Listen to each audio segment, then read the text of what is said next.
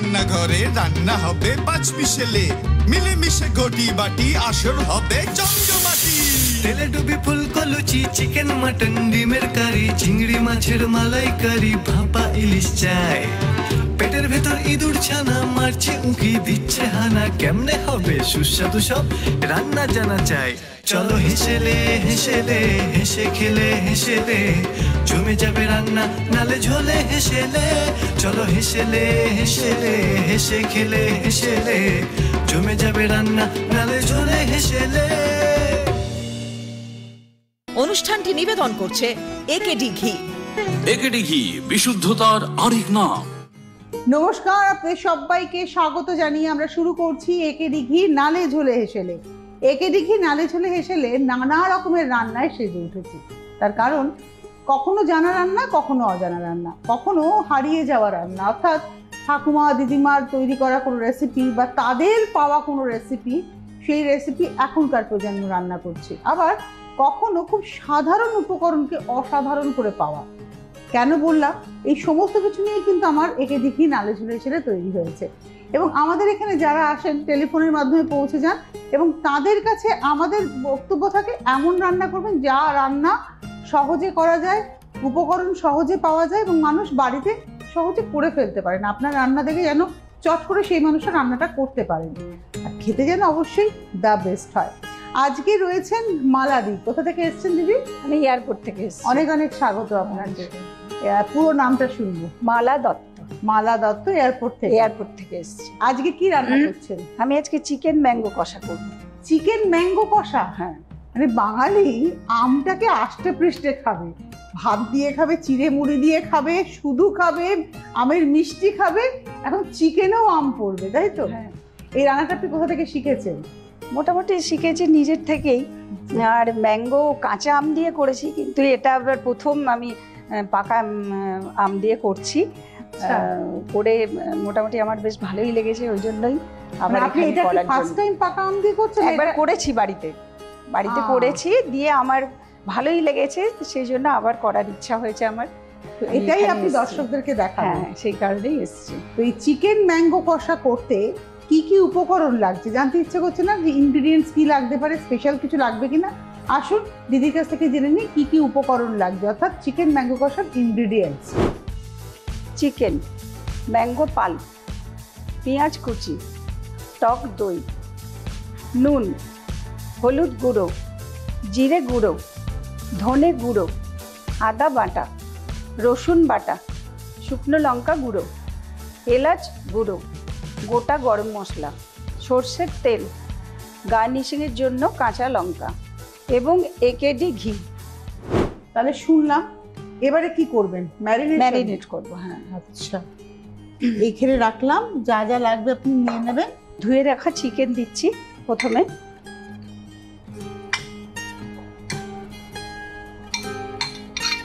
এবারে কি লাগবে? এবার আমি দেব জিরে দেব। চিকেনের মধ্যে আমি জিরের গুঁড়ো দিচ্ছি। এবার কি দেবেন? এবার ধনে গুঁড়ো দেব। এবার আমি ধনে গুঁড়ো দিলাম। একদম। এবার কি দেবেন? লঙ্কার গুঁড়ো দেব।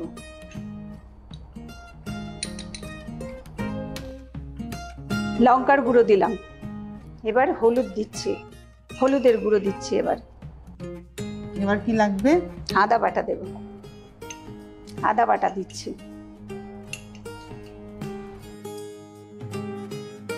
এবার আমি রসুন বাটা দিচ্ছি। এবার কি দেবেন? একটু অল্প নুন দেব।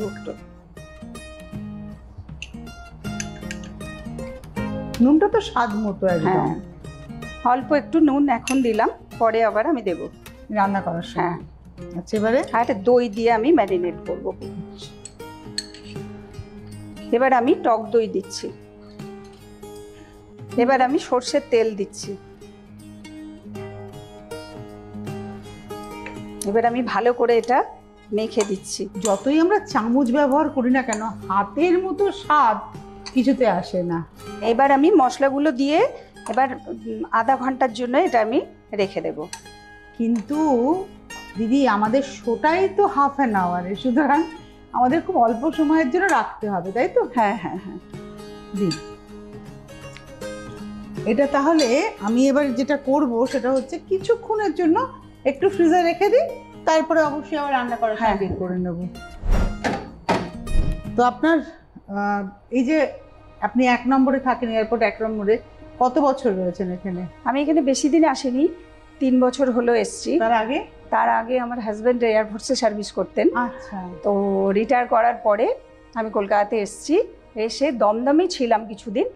বিয়ে দমদমে থাকার পরে এখন এখানে 3 বছর হলো আমি এখানে এসছি। যেহেতু হাজব্যান্ড এয়ারফোর্সে ছিলেন, তার মানে আপনি সারা ভারতবর্ষ ঘুরেছেন, তাই তো? হ্যাঁ, মোটামুটি হয়েছে অনেক জায়গায়, তবে পুরোটা হয়নি। সারা ভারতবর্ষ আমার হাজব্যান্ড ঘুরেছে, আমি অতটা না ঘুরলেও আমি 4-5টা জায়গা ঘুরেছি। এই যে সেনাবাহিনী, আমি সবসময় ভীষণভাবে আমি বলি যে ওনারা আছেন বলেই আমরা শান্তিতে ঘুমোচ্ছি, একদম শান্তিতে দেশের ভেতরে রয়েছে, এবং এই দেশের সীমানাটা ওনারা না থাকলে এভাবে বজায় রাখতো না। রিসেন্ট পাস্টেও আমরা অপারেশন সিঁদুর দেখলাম যে কিভাবে বিশেষ করে এয়ারফোর্স তারাই আর কি এই মেন অপারেশনটা করলেন মূলত। তো যেটা আমার আপনার কাছে প্রশ্ন, যে হাজব্যান্ড সেনাবাহিনীতে একটা টেনশন কাজ করতো না সবসময়? হ্যাঁ, সেটা তো করতোই। ব্ল্যাক আউট হয়ে যেত, যুদ্ধ খেলায় যেটা প্র্যাকটিসের জন্য করতে হতো, তখন একদম পুরো ব্ল্যাক আউট করে থাকতে হতো। যাই হোক, আমি এসছি এখানে এখন 7-8 বছর আমার হয়ে গেছে আসা, বিয়ে করে, মানে রিটায়ারমেন্টের পরে। যখন চাকরি করতেন হাজবেন্ড, আপনি তো তার সঙ্গে রয়েছেন কোনো জায়গায়, তো এটা টেনশন হতো না তিনি যখন ডিউটিতে বেরোতেন বা কিছু? আপনার অভিজ্ঞতা আছে এরকম আপনার বিবাহিত জীবনে যে যুদ্ধ হয়েছে বা কোনো কিছু? না, যুদ্ধ হয়নি, তবে ওদের একটা প্র্যাকটিস হতো যখন ব্ল্যাক আউট করে, ওদের মাঝে মাঝে প্র্যাকটিস হতো, তখন একদম বাড়ি থেকে যেরকম অবস্থায় সাইরেন বাজতো তখনই বেরিয়ে যেতে হতো। তো তখন এখন একদিনেও ফিরে আসতেন বা হয়তো 2 দিন লেগে যেত, তখন একাই থাকতে হতো। আর পুরো সন্ধ্যের পর থেকে একদম পুরো ব্ল্যাক আউট হয়ে সারাটা দিন আমাকে, তারপরে তো বাচ্চা হয় আমার, একটি মাত্র মেয়ে আমার, তো ওকে নিয়ে তখন আমাকে থাকতে হতো একাই। যখন যেহেতু হাজবেন্ড সেনাতে, মানে উনি ডিফেন্সে ছিলেন, যার ফলে উনি কিন্তু সময় দিতে পারেনি সেভাবে, মেয়েকে বড় আপনিই করেছেন। হ্যাঁ, মোটামুটি আমি করেছি, তবে দিতেন। ওদের যেমন ডিউটি ছিল 6টা থেকে পুরো 2টো পর্যন্ত, তারপরে যতটা পারতেন করতেন। তো আপনার মেয়ে এখন কত বড় হয়ে গেছে? এখন আমার মেয়ে ইঞ্জিনিয়ার। আচ্ছা, চাকরি করে? হ্যাঁ, চাকরি করে। বিয়ে হয়েছে? হ্যাঁ, বিয়ে হয়ে গেছে, রিসেন্ট বিয়ে হয়েছে, ও এখন পুনেতে আছে। আচ্ছা, জামাই কি করে? জামাইও ইঞ্জিনিয়ার। জামাই সেনাতে নয়? না, জামাই সেনাতে নেই। এই বিয়েটা কি আপনার বাবা মা দেখে শুনেই দিয়েছিলেন আপনার? হ্যাঁ, আমার বাবা মা দেখে শুনেই দিয়েছিলেন। সেনা বাহিনীর ছেলের সাথে বিয়ে হচ্ছে, মানে এটা বাবা মা মানে বুঝেই দিয়েছিল? হ্যাঁ। আপনার বাবা মাকে আমি বলবো যে অনেক ধন্যবাদ, যে সেই সময় এরকম মানসিকতা দেখিয়েছিলেন। তো এমন একটা পরিবারকে আপনি বিলং করছেন, যে পরিবার দেশের জন্য কাজ করেছেন। তো আপনাকে ধন্যবাদ আমাদের তরফ থেকে। এই এপিসোডটা স্পেশাল হয়ে উঠলো এই কথাটা শোনার পরে। তো মোটামুটি গল্প করতে করতে চিকেনটা ম্যারিনেট হয়েছে না? একটু বার করে এবার গন্ধও বেরিয়েছে খুব সুন্দর। দেখুন আফটার ম্যারিনেশন জিনিসটা কেমন দেখতে হলো। এবারে কি করবেন? এবারে আমি ওই গ্যাসটা জেলে পেঁয়াজটা তেলের মধ্যে ফ্রাই করব। আচ্ছা, তাহলে আগে গ্যাসটা জ্বালিয়ে নিন। এবার আমি সরষের তেল দিচ্ছি। এবার গোটা গরম মশলা দিচ্ছি, এলাচ, লবঙ্গ, দারচিনি।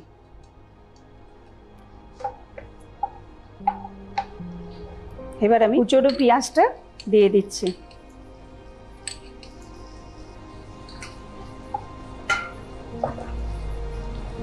রান্না করার শখ কি বরাবরের?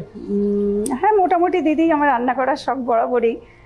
আমি সার্ভিস করেছি কিছুদিন এয়ারফোর্স স্কুলে, যখন আমার হাজব্যান্ড ইয়েতে ছিলেন, সার্ভিসে ছিলেন। এয়ারফোর্স স্কুলে করেছি, সেন্ট্রাল স্কুলে করেছি। আর ছোট থেকে দিদি আমি গান বাজনা করতে পছন্দ করি, গান বাজনা করতাম। এখন আর অতটা হয়ে ওঠে না। আর আমার রিসেন্টলি ভোকাল কর্ডটা একটু ড্যামেজ হয়, ওই কারণে আমাকে ডাক্তার একদম টোটালি ভয়েস রেস্ট বলেছে। হ্যাঁ, ভয়েস রেস্ট বলেছে, ওই জন্য করতে পারি না এখন অত। এই করেই দিদি আমার সময় কাটছে। রান্না করতে পছন্দ করি, ভীষণ ভালোবাসি। না, আপনার এই যে রান্নার এক্সপেরিমেন্টের মূল জাজ হচ্ছেন আপনার হাজব্যান্ড এবং মেয়ে? হাজব্যান্ড আছেন, মেয়ে না। মেয়ে খাবার নিয়ে কি করে? ফৌজি মানুষ তো দিদি, ওরা মানে মোটামুটি সব কিছু ওরা করতে পছন্দ করে। ওর মোটামুটি রান্না করার তো একটু শখ ছিলই, আর তার সঙ্গে আমিও একটু যোগ দিয়ে এখন দুজনে মিলেই যা কিছু করি না কেন একটু করতে ভালোবাসি। এখন তো আপনাদের টোনাটুনির সংসার। হ্যাঁ দিদি। ঘুরতে যান? হ্যাঁ ঘুরতে যাই, রিসেন্ট আমি নেপাল ঘুরে এলাম দিদি। ঘুরতে যাই, বছরে 2 বার তো অন্তত যাই। আসলে বাঙালি না ভ্রমণ পিপাসু, মানে বাঙালি যদি আটকে পড়ে না, বাঙালি পুরো মানে কিরম যেন জবু থবু মেরে যায়, মানে তার আর কিছু ভালো লাগে না, একটা ডিপ্রেশন কাজ করে। বাঙালিকে একটু বেরোতে হয়, না হলে বাঙালি এনার্জি। হ্যাঁ দিদি, বেরোতে ভীষণ ভালোবাসি। একদম। পেঁয়াজটাকে খুব লাল লাল ফ্রাই হবে? একটু একটু আর একটু হবে দিদি। হ্যাঁ, হ্যাঁ ওই গন্ধটা বেরিয়ে গেলেই আমি ওই ম্যারিনেট করা মাংসটা দেব।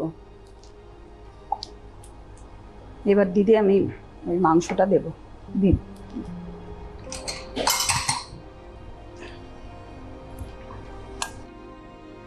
এবার আমি ম্যারিনেট করা মাংসটা দিচ্ছি। আমাদের বাঙালিদের একটা ব্যাপার আছে, যে বাটিতে ম্যারিনেট করলাম বা যেখানে মশলা রাখলাম ধুয়ে জলটা দেব। হ্যাঁ ধুয়ে আমি একটু জল দেব। এবার মনে হয় এটা ভালো করে, হ্যাঁ একটু ভালো করে এটা কষতে হবে। আচ্ছা 5-7 মিনিট। তা আপনার কোনো এক্সপিরিয়েন্স আছে, ঘুরতে গেছেন কোনো মজার বা কোনো ভয়ের, একটু শেয়ার করুন আমাদের সঙ্গে, আমরা শিখবো অনেক কিছু। হ্যাঁ দিদি, নেপাল তো এমনিতে ভীষণ ভালো লাগলো। রিসেন্টলি ঘুরে এসেছি আমি 10 দিন আগে। তো ওখানে ব্যাপারটা হচ্ছে পুরো ট্রেন যায় না কোথাও। আমরা এখান থেকে জাস্ট গিয়েছি, গিয়ে রক্সল বলে একটা জায়গায়, ওখানে যে নামলাম, ওখান থেকে আমাদের গাড়ি নিয়ে এবার পুরো নেপালটা আমাদের দিদি ওই গাড়িতে করে করেই ঘুরতে হয়েছে। এবং ব্যাক করার সময় দিদি ওই মানে গাড়ি ছেড়ে তারপরে ট্রেন ধরেছি। তো পুরো নেপালটা দিদি 10 ঘন্টা 12 ঘন্টার জার্নি করতে হয়েছে, এক জায়গা থেকে আর এক জায়গায় যাওয়া। ভীষণই ভালো জায়গা। হ্যাঁ ভীষণই ভালো জায়গা। ভারতীয়দের সাথে কেমন ব্যবহার করে? ভালো দিদি, ওদের ব্যবহার ভীষণ ভালো। হ্যাঁ রান্না টান্না আমাদের মতো এতটা না হলেও ওরা একটু কম সেদ্ধ রান্না পছন্দ করে। হ্যাঁ যেমন কি বলবো, ওরা যেমন আমরা কফি টফি এর যেগুলো রান্না করি না, এগুলো যেমন আমরা একটু ভালো গ্রেভি যুক্ত করে রান্না করি, ওদের সেরম না, ওরা ড্রাই একদম করে। আর স্যালাডটা বেশি খায় ওরা। স্কিন এত ভালো ওদের। হ্যাঁ আর ঠান্ডা জায়গা দিদি, ঠান্ডা পাহাড়ি এলাকা। আর কি কি রান্না জানেন আপনি, এরকম ইউনিক রান্না? ইউনিক রান্না দিদি, আমি সাউথ ইন্ডিয়ান ভালো রান্না জানি। আসলে সাউথে ছিলাম, মানে এদের সার্ভিসে থাকতে গেলে তো সব সময় এক একজনের সঙ্গে থাকতেই হতো, সাউথ ইন্ডিয়ান, তারপরে উড়িয়া। হ্যাঁ তো ওই কারণে ওদের সঙ্গে থেকে আমি সাউথ ইন্ডিয়ান রান্নাটা বেশি পছন্দ করি। তো এই যে রান্না আদান প্রদান হতো, আপনি যেমন সাউথ ইন্ডিয়ান রান্না শিখেছেন, ওদেরকে বাঙালি রান্না শিখিয়েছে? হ্যাঁ দিদি, ওরা এমনই কোয়ার্টারে থাকতে গেলে, ওরা যেমন আমার কোয়ার্টারে এসে থাকতো কোনো কিছু শেখার হলে, তেমনি আমিও গিয়ে ওদের কোয়ার্টারে গিয়ে শিখতাম নানান রান্না। সেই থেকে সাউথ ইন্ডিয়ান রান্নাটা ভীষণ ভালোবাসি। আপ্পে, তারপরে দোসা, ইডলি, এইসব রান্না। তো ভাষা অন্তরায় হয়নি? গুজরাটিতে দিদি, গুজরাটে যখন ছিলাম বা কেরালে যখন ছিলাম, ওদের একটু একটু ভাষা ওই থাকতে থাকতে, আমাদের তো মোটামুটি 4 বছর থাকতেই হতো। তো 4 বছরের মধ্যে অল্প একটু তো শিখেই যেতাম। হ্যাঁ তারপরে মানে অনেকদিন দীর্ঘদিন করার পরে আর এখন অতটা মনে নেই। হ্যাঁ না বলছিস, মানে ধরুন প্রথম কথা বলতে অসুবিধা হয়নি? হিন্দিটা দিদি সবাই জানে। আচ্ছা, হিন্দিটা ওরা সবাই জানে, ইংলিশটাও জানে, তবে হিন্দিটা সকলেই, কোনো অসুবিধাই হতো না। আমাদের অফিসিয়াল ল্যাঙ্গুয়েজ হিন্দি। হ্যাঁ জানতেই পারি। এবার দিদি আমি এটা একটু জল দেবো। হ্যাঁ হ্যাঁ দিন।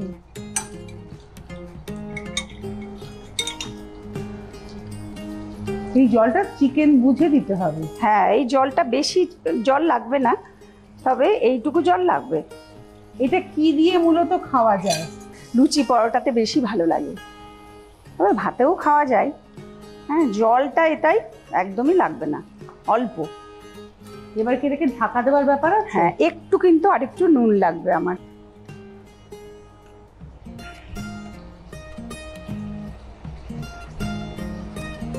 আমি এবার এটা 5-7 মিনিটের জন্য ঢেকে দিলাম। তো এই যে আপনি বললেন গান করতেন, ছোটবেলায় কি গান শিখেছেন? হ্যাঁ, আমি অনেক ছোট থেকে গান শিখেছি। আপনার বর্ন এন্ড ব্রট আপ কোথায়? আমার বীরভূম। বীরভূমের মেয়ে, বাবা, তো মানে ভীষণ সংস্কৃতি হ্যাঁ, পূর্ণ এলাকায়। তারপরে আমার ওখানে মাধ্যমিক পাশ করে আমি কলকাতাতে চলে আসি। আচ্ছা। এসে এখানে সাগরুদ্দিন খায়ের কাছে গান শিখেছি, ক্লাসিক্যাল। আচ্ছা। আর তারপরে মানবেন্দ্রর বেস্ট ছাত্র, উনার কাছে আমি নজরুল গীতি, রবীন্দ্রসঙ্গীত এগুলো মানবেন্দ্র শিখেছি। মুখোপাধ্যায়, হ্যাঁ। শ্রদ্ধেয় মানবেন্দ্র হ্যাঁ, মুখোপাধ্যায় উনার ছাত্র। স্টুডেন্ট। আচ্ছা। তো অনেক ছোট থেকেই দিদি আমি গান গানটা চর্চা বিয়ের করেছি। পরেও কি কন্টিনিউ করেছেন? হ্যাঁ দিদি, আমি যখন এদের এয়ারফোর্সে থাকতাম, লেডিস ক্লাবে যেতাম, তখন আমি ওখানে গান গাইতাম। এবং আমি টোগ্রাম মোটামুটি করতামই দিদি। আচ্ছা। দুর্গাপুজোর সময় যেমন ওদের নিজস্ব প্রোগ্রাম হয়, তখন ওখানে আগমনী গান টানগুলো করতাম। এখন করতে পারি না, এখন ভীষণ কষ্ট হয়। তো এখন মিস করেন না ওই লাইফটা? হ্যাঁ দিদি, ভীষণ মিস করি। এয়ারফোর্স ওদের ভীষণ আনন্দ দিদি, হয়তো সব সময়ের জন্য পেতাম না, যখন তখন ডাক আসতো, যেতে হতো, কিন্তু ভীষণই আনন্দের। দেশ সুরক্ষিত থাকুক, দেশের প্রত্যেকটি মা বোন তারা সুরক্ষিত থাকুন, এবং আমাদের জওয়ান ভাইরাও সুরক্ষিত থাকুক। এবং অপারেশন সিন্দুর, তার আগে কার্গিল আমাদের বুঝিয়ে দিয়েছে যে দেশের উপরে যখন আঘাত আসে তখন দেশের জওয়ানরা কিভাবে বুক পেতে দেশের মাতৃভূমিকে রক্ষা করে। একমাত্র ভারতবর্ষ যারা দেশের মাটিকে মাতৃভূমি বলি আমরা, আর বাদবাকি সমস্ত পৃথিবীর দেশ কিন্তু পিতা মানে ফাদার ফিগার ভাবে দেশকে, কিন্তু আমরাই একমাত্র যারা দেশকে মা বলে মনে করি। তো দুকলি গান শুনি, যতই গলায় কষ্ট হোক একটু। ঠিক আছে দিদি, আমি লোকগীতি গাইছি, 2 লাইন গাইছি। একদম একদম। লাল পাহাড়ির দেশে যা, রাঙা মাটির দেশে যা, ইতাক তোকে মানাইছে না রে, একেবারে মানাইছে না রে। আর একটু হোক, এইটুকু হলে হয় নাকি? মন ভরলো না। লাল পাহাড়ির দেশে যাবি, হারিয়ার মাদুল পাবি, লাল পাহাড়ির দেশে যাবি, হারিয়ার মাদুল পাবি, ইতাক তোকে মানাইছে না রে, একেবারে মানাইছে না রে। বাহ, সুন্দর। তো আমাদের চিকেন ম্যাঙ্গো কষা মাছ পথে, এখন গানও হয়ে গেল। এবারে আমি নিয়ে নিচ্ছি একটা বিরতি। একেডি ঘি নালে ঝোলে হেসেলেতে দেখা হচ্ছে বিরতির পর, সঙ্গে থাকবেন। চলো হেসেলে হেসেলে হেসে খেলে হেসেলে জমে যাবে রান্না নালে ঝোলে হেসেলে। ফিরে এলাম বিরতির পর। আপনারা দেখছেন একেডি ঘি নালে ঝোলে হেসেলে। আজকে আমাদের সঙ্গে রয়েছেন দিদি আর মালাদি। মালাদি রান্না করছেন হচ্ছে চিকেন ম্যাঙ্গো কষা। তো চিকেন হয়ে গেছে, চিকেন কষা প্রায় শেষ, কিন্তু ম্যাঙ্গো কোথায়? ম্যাঙ্গো তো এখানে পড়ে রয়েছে। দিদি এবার ঢাকাটা খুলুন, দেখি। বাহ, দারুণ স্মেল এবং কালারটাও দুর্দান্ত। এবার কি দেবেন? এবার ম্যাঙ্গোটা দেবো। এটা কি ম্যাঙ্গোটাকে পাল্প করে নিয়েছেন? হ্যাঁ, পাল্প করে নিয়েছি। এবার আমি ম্যাঙ্গো পাল্পটা দিচ্ছি। এটা দিয়ে একটু 3-4 মিনিট মতো নাড়তে হবে। এই রান্নাটা কে কে খেয়ে ভালো বলেছে? আমি একদিনই করেছি দিদি বাড়িতে, আমার হাজবেন্ড বলেছে ভীষণ ভালো হয়েছে। আর আমার লাইফে এই প্রথম আমি পাকা আম দিয়ে করেছি। এর আগে কাঁচা আম দিয়ে করেছেন? কাঁচা আম দিয়ে করেছি, সেটা ভালো হয়েছে, কিন্তু এটাও দিদি দুর্দান্ত হবে। এই যে কাঁচা আমটা দিয়েছেন সেটাও কিরকম পাল্প করে নিয়ে? হ্যাঁ, পাল্প করে নিয়ে দিয়েছি দিদি। এবার গরম মশলাটা দিচ্ছি।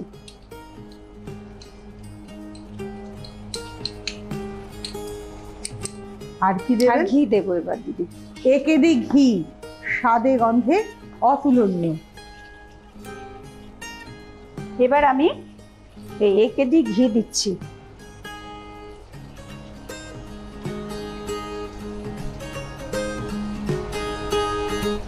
এবার কি এটাকে একটু স্ট্যান্ডিং টাইম দিতে হবে? হ্যাঁ, একটুখানি ঢেকে।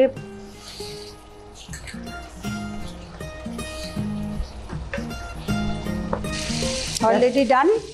এবার আমি ঢেকে দিচ্ছি। গ্যাসটা কি বন্ধ করতে হবে? হ্যাঁ, বন্ধ করে দিচ্ছি। এবার এটা প্রশ্ন করতে ইচ্ছা করছে, সেটা হচ্ছে যে এই যে একেডি ঘি নালে ঝোলে হেসেলে, এই অনুষ্ঠানটা কি কখন দেখেন? লাঞ্চ করতে করতে? হ্যাঁ, মোটামুটি ওই সময়ই দেখি। হ্যাঁ, আমি যাদেরকে জিজ্ঞেস করছি প্রত্যেকেই বলে হ্যাঁ আমরা খেতে বসে টিভিটা চলে, আর তারপরে মনে হয় যে আমিও যেতে পারি রান্নাঘরে রান্না করতে, তাই তো? তো আপনাকে কে ইন্সপায়ার করলো যেখানে আসতে হবে, বা আপনি নাকি নিজে থেকেই? আমার এক বন্ধু এসছে দিদি এখানে। আচ্ছা। হ্যাঁ, ওর কাছ থেকে শুনে আমার তো রান্না ভীষণই পছন্দ হয় করার, নতুন নতুন এক্সপেরিমেন্ট করার চিন্তা করি। তখনই আমার মনে ডাউট হয়েছে যে না, এটা করলে যদি হয়। তা আপনাকে ফোন করলেন ফোন নাম্বারে? হ্যাঁ, ফোন করলেন এবং আপনি বললেন যে আমি এই রেসিপিটা করতে চাই। খুব ইজি। আমাদের কিন্তু সত্যি সত্যি বিশ্বাস করুন, আমাদের এই নালে ঝোলে হেসেলে, একে দেখি নালে ঝোলে হেসেলে কিন্তু অনেক কিছু নিয়মাবলী নয়, ফোন নাম্বার যাচ্ছে, ওই ফোন নাম্বারে ফোন করলেই কিন্তু আপনাদের রান্নাটা যদি ঠিকঠাক মনে হয় আমাদের, অবশ্যই আপনি আসতে পারেন সরাসরি। আপনি এসে আপনার রান্নাটা সকলের সামনে তুলে ধরতে পারেন। স্ট্যান্ডিং টাইম কিন্তু হয়ে গেছে, আর আমারও ইচ্ছা করছে যে একটা তো টেস্ট করে দেখতেই হবে। আপনি এখানে ঢালুন।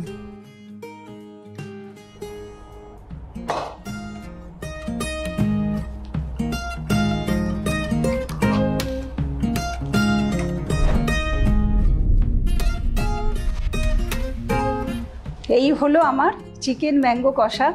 এবার দিদি একটু টেস্ট করে দেখুন কেমন হয়েছে। দিদি তো বসেই আছে টেস্ট করার জন্য, দাঁড়িয়ে আছে টেস্ট করার জন্য।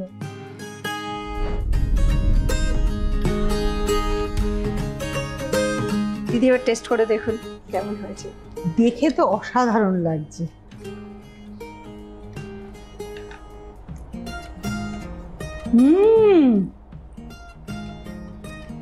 সত্যি সুন্দর।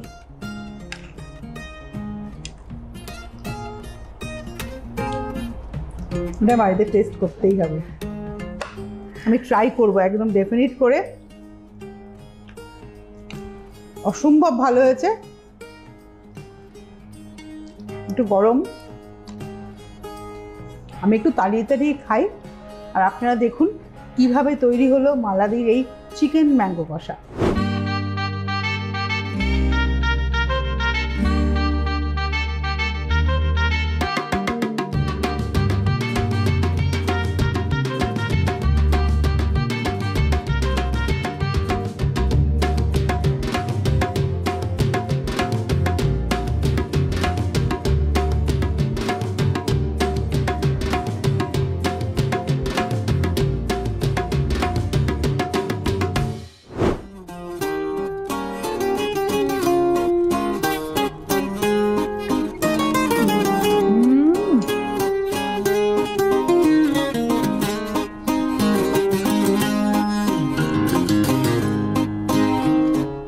অসম্ভব।